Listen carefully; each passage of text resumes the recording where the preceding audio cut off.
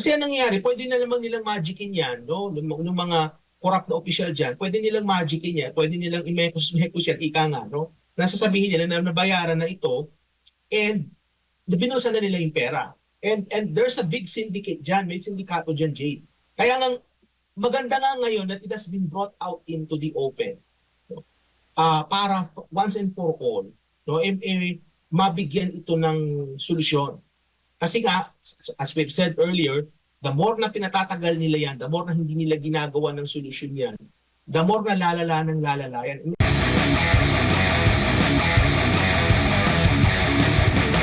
Sa nasilip, hinggil nga po dito sa issue po ng Letters of Authority o LOA ng BIR dahil nga po daw ang issue ang umano'y pangingikil sa BIR gamit po nitong LOA.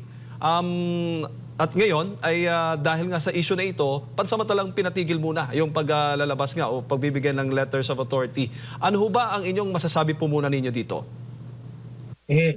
Sa palagay ko, no, yung paghihinto ng letter of authority na yan, yung LOA, I think that is a step in the right direction. Kasi maraming mga negosyante, particularly no, yung mga small businesses ang nagrereklamo na nagagamit itong LOA na ito as an excuse para mangikil at para iharas itong ating mga negosyante, lalong-lalo na po yung mga maliliit na business. Kasi ganito yan, Jade. So halimbawa, pagka merong isang business na halimbawa may mga tax arrears, no, may mga kaya kulang yung kanilang ibinayad na buwis, so pwedeng gamitin ito ng BIR para pumunta sa kanilang mga establishmento, no, so kanilang place of business para mag-conduct ng mga investigation, no, para silipin nila yung records, no, kung kalap ng mga dokumento, bahagi yan ng kapangyarihan ng Bureau of Internal Revenue. Kaya lang ang nakita natin dito is, alam naman natin that corruption is very perverse, no, sa ating bansa. Corruption goes to all levels, including itong mga lower level officials ng BIR. At may mga nagsabi na, no, ng mga negosyante na nagamit ito.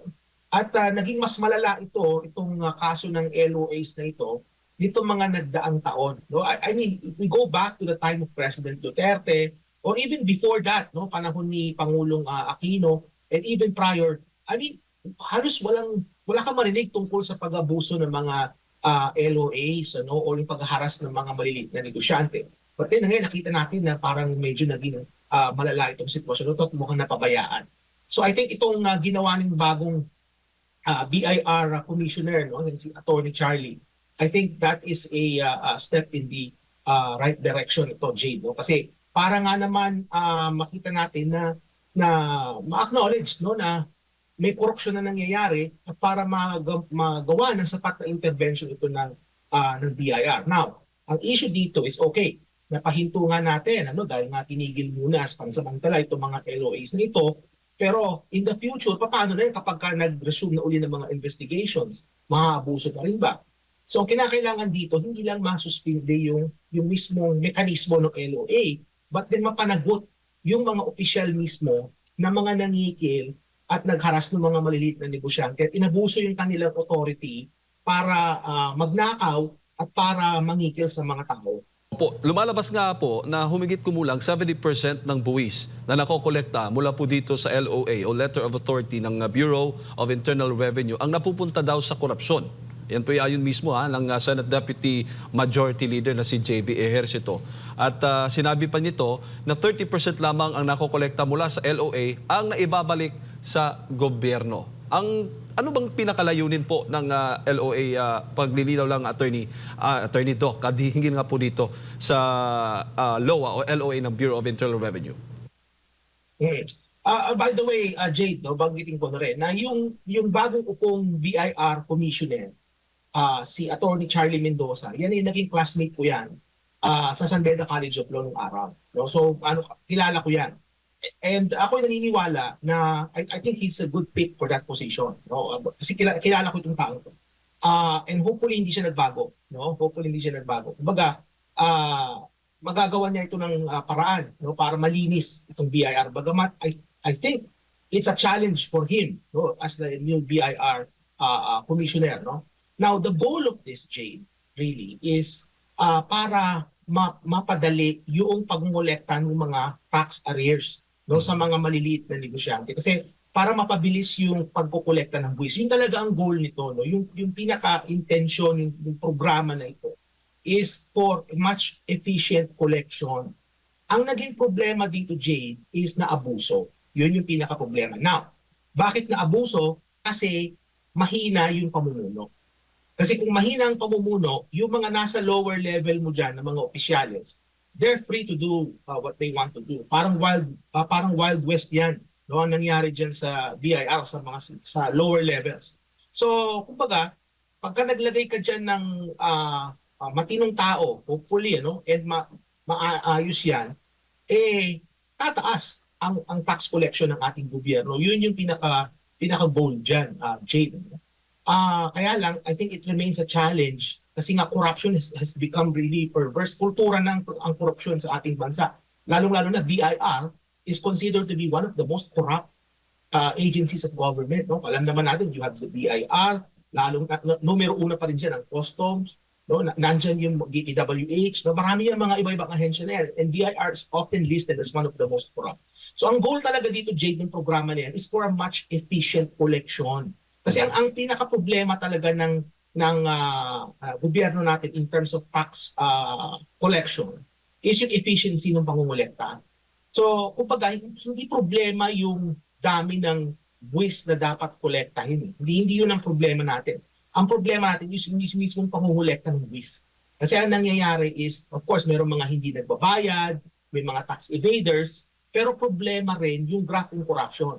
Kasi just imagine, if 70% of tax collection just goes to graft and corruption, Jade, hindi na natin kailangan siguro mangutang ng gobyerno para mapunan yung deficit. Ibig sabihin, kapag ka-efficient at makatotohanan yung pangungulekta ng buwis ng ating gobyerno, hindi na natin kailangan magdagdag pa ng buwis. Hindi na natin kailangan pang mangutang. Mapupunan yung pagkukulang sa paggastos. So yun yung pinaka-goal nito. Kaya lang, unfortunately, ang nangyari over the years is na abuso ito. And the reason why it was being abused, I think, it's because of weak leadership change. Yung kahinaan ng mga namumuno dyan. Opo. At syempre, para lang maintindihan lang din ng mga ordinaryong Pilipino, Doc, yung LOA ba, ibinibigay ito sa mga negosyo o mga negosyante, taunan, monthly? Paano yung magiging proseso po niyan?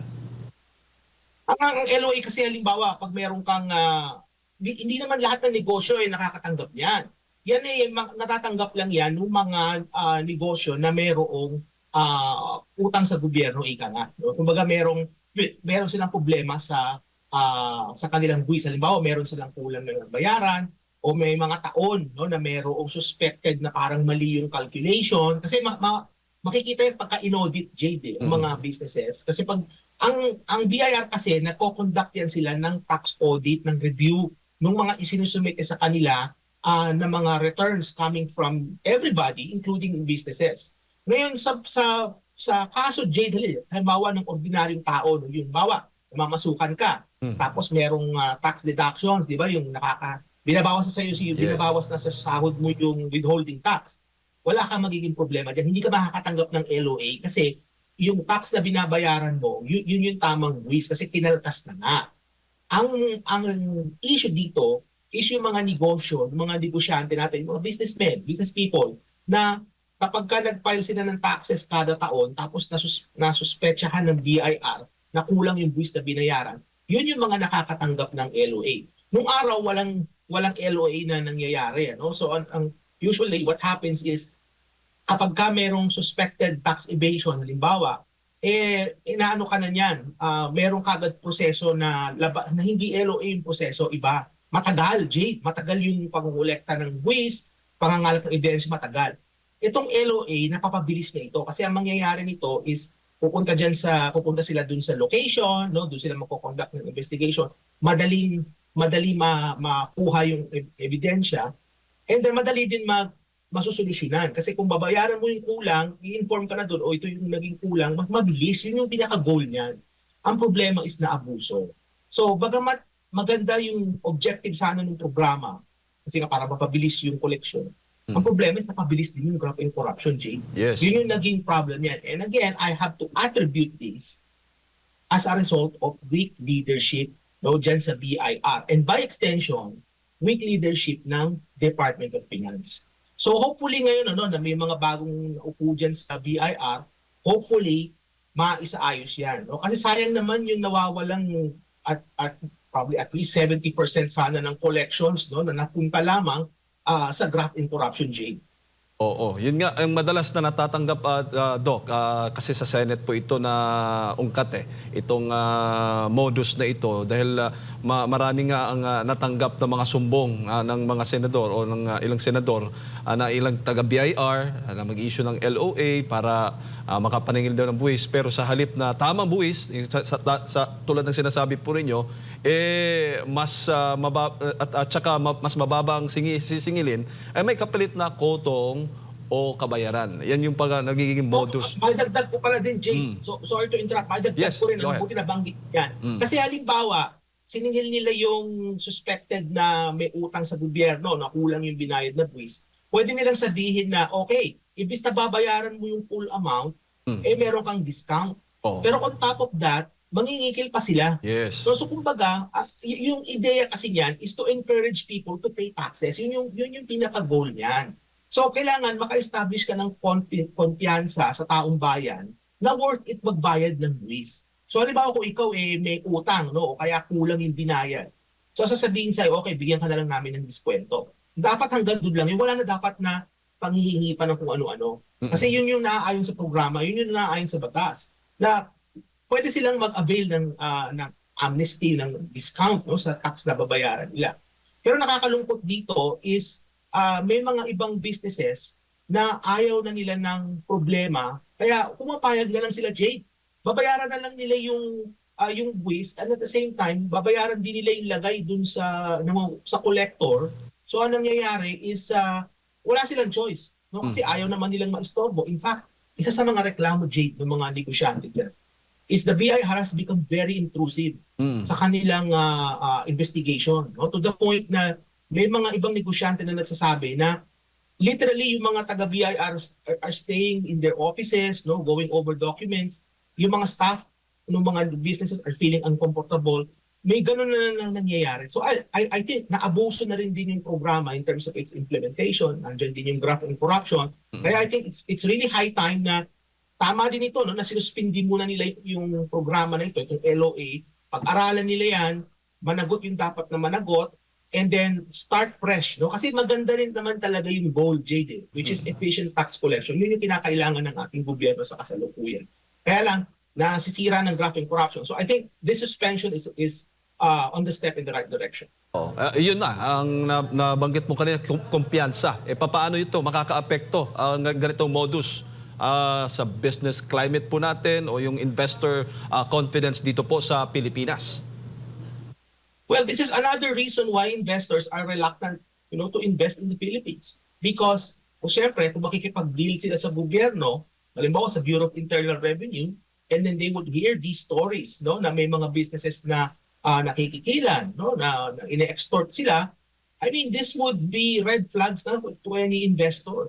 So, ibig sabihin, worth it pa ba na mag-invest sa Pilipinas? Kasi ang mangyayari dito, Jade, makaka-apekto ito sa bottom line ng mga investors. So just imagine, halimbawa, yung corruption.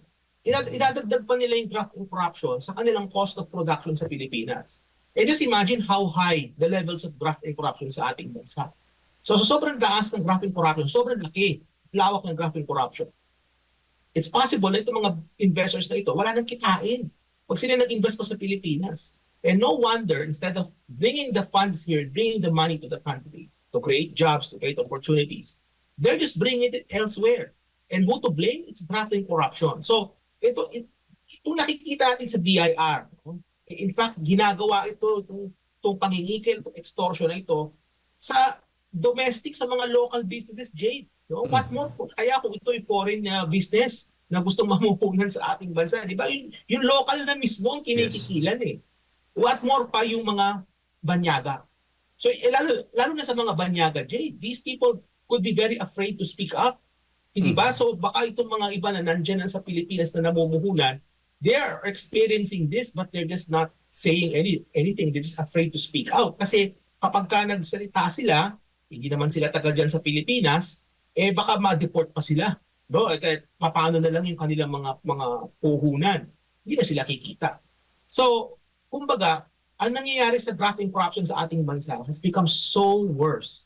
Napakalala na nitong grafting corruption to the point na even mismo, Jade, yung mga lokal na namumuhunan, no, yung mga Pilipino na mismo na mga namumuhunan, they themselves are already complaining of this rampant corruption. Now, it doesn't say, I'm not saying rather na ngayon lang nagkaroon ng graft and corruption. Graft and corruption has been there for decades. No? Matagal na. Pero ngayon lang nakita natin mga kababayan na sobra-sobrang lala ng graft and corruption sa panahon pa ngayon ni Marcos Jr. Jay. Personally, Doc, sa experience po ninyo, itong ganitong mga masasabi nating may tuturing na modus na pangingikil o pagsisingil ng sobra-sobra doon sa mga negosyante, ay talagang nakita mo mismo, talagang naranasan mo? Makaranas ka ba minsan na mga ganito pong yung mga kasamahan po ninyo na modus mula po mismo dito sa ating pamahalaan? Well, sa akin personal na karanasan, kasi meron kami mga businesses nung araw, hindi naman kami nakakaranas nito kasi tamang buwis na binabayaran namin. O kaya walang mistake dun sa mga sinasubmit na mga financial statements. Fortunately, magagaling yung aming mga kinuhang mga accountant nung araw. No? So, walang issue na ganyan. Pero so nung araw, Jade, nung araw, hindi ganito kalala, as I've said. Hindi ganito kalala. May mga kilala akong mga negosyante na may have made some mistakes, when they submitted their tax information, yung kanilang tax returns, may mga issues, no? May mga mali. Pero hindi ganito yung naging karanasan nila, Jade, nung araw.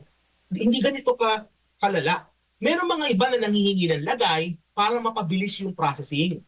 Para mapabilis. Pero yung mismong sitwasyon ngayon is already much of a larger scale.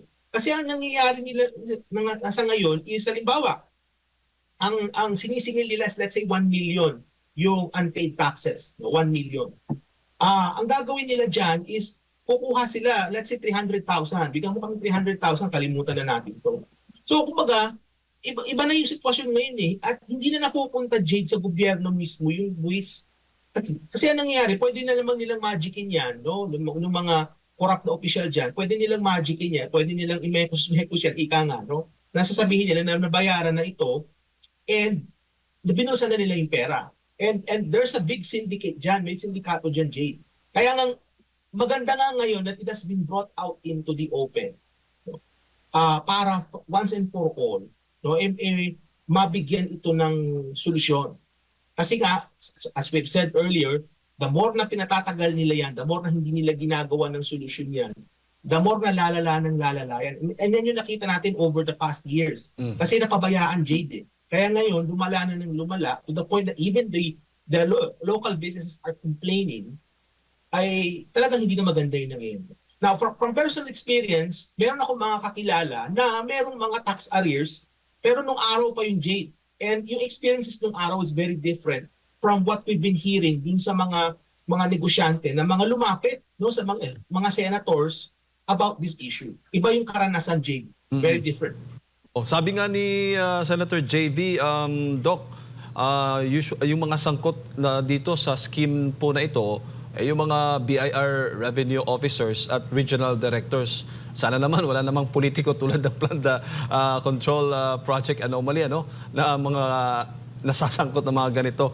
Well, anyways, at isa pa sa mga inihalimbawa po niya, ni Senator JV, itong nagbanggit siya ng pangalan mga halimbawa ng mga nabiktima nga nitong scheme. Si Jet Li daw, isang Philippine Motorcycle Tourism Ambassador na naging biktima ng umano'y pangingikil na nawalan po ng hanggang 10 milyong piso. Imagine that. At sinabi din niya na may mga ilang negosyante o negosyo na nagsasabing nawalan sila ng bilyon-bilyon sa mga nakalipas na taon. Ganyan po, kalaki. Alam mo, Jade, ang aking worry dito is, alam natin na nangyayari ito. At gusto natin na merong mga managot. Ang problema dito, Jade, is hanggang ngayon, wala pa rin nasasampahan ng kaso. Hanggang ngayon, wala pa rin tayong nakikitang napapulong. So, kumbaga, baka makalimutan itong issue na ito. Kasi nangyayari ngayon is napakaraming distraction around us eh. Napakaraming mga issue. So nandiyan yung pasabog ni Saldico, baka pwede natin pag-usapan din yan mamaya. Yung pasabog ni Saldico. And then nandiyan itong issue about kay Attorney Harry Roque na ginagamit nila distraction din ito. Nandiyan yung issue sa West Philippine Sea. No? Pag may mga puputok ng corruption scandal, biglang maririnig mo sa balita, oh, ang China nandiyan na naman sa West Philippine Sea. Maraming distractions. Ang worry ko dito is malaking issue ito. Itong nangyayari sa Bureau of Internal Revenue. This is actually a big issue. Ang worry ko dito is baka matabunan ito, Jade, makalimutan. No? And may mga personalidad na lumantad na, no? They became victims. Ang aking worry para sa kanila is baka matabunan ito. At mangyayari niyan is after a few years, no, maririnig na naman natin ito, at mas malala na yung nangyayari. No? So, ang kinakailangan dito pa rin at the end of the day is political will. Yun yung kinakailangan dito. Kailangan may political will para mapanagot yung dapat managot at para once and for all, mabigyan ng lunas at solusyon itong issue ng graft and corruption in a specific agency, in this case, within the Bureau of Internal Revenue.